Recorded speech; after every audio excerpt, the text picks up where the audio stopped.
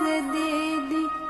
3 साल से करतानी कठिन बरतिया, बदल दी छठी मैया हमारो हलतिया।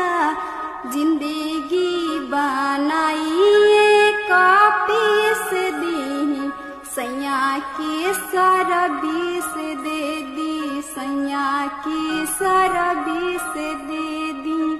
छठी घाटी आइल बानी कके भुइया परिया, सूरज बाबा फेरी दी अपन नजरिया।